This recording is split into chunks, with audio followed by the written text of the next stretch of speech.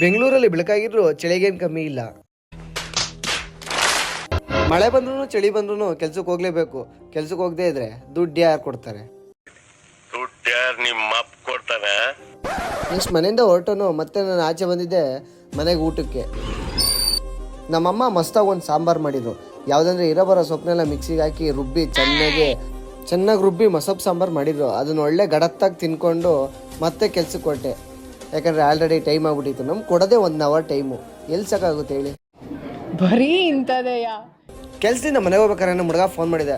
ಏಕೆಂದರೆ ನಮ್ಮ ಏರಿಯಾಗೆ ಬಂದಿದ್ದೀನಿ ಬಾ ಮಚ್ಚ ಅಂತ ಕರೆದ. ಅಲ್ಲಿಂದ ಅವ್ನು ಮೀಟ್ ಮಾಡೋಕ್ಕೆ ಅಂತ ಹೊರಟೆ. ಹಂಗೆ ನಮ್ಮ ಲವರ್ ಬಾಯ್ನ ಮೀಟ್ ಮಾಡಿಕೊಂಡು ಹೋಗ್ಬೇಕಾದ್ರೆ ಒಂದೊಂದು ಸ್ಮೈಲ್ ಕೊಡ್ತಾ ಇದೆ. ಆದರೆ ಯಾಕೆ ಅಂತ ಗೊತ್ತಾಗಲಿಲ್ಲ. ಅಲ್ಲ ಟ್ಯಾಂಕ್ ಹೆಚ್ಚಿನ. ಮತ್ತೆ ಅಲ್ಲಿಂದ ಮನೆಗೆ ಹೋಗ್ಬೇಕಾದ್ರೆ ಒಂದು ಮೌಂಟೇನ್ ಡ್ಯೂ ತಗೊಂಡೋದೆ.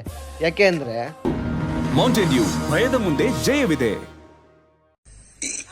ಅಣ್ಣ ಸಖತ್ ಆಕ್ಟಿಂಗ್ ಮಾಡ್ತಿದ್ದೆ ಕಣ, ಕಲಾವಿದ ಕಣ. ನಮಸ್ಕಾರ ಕಣ, ನೀನು ಬಂದು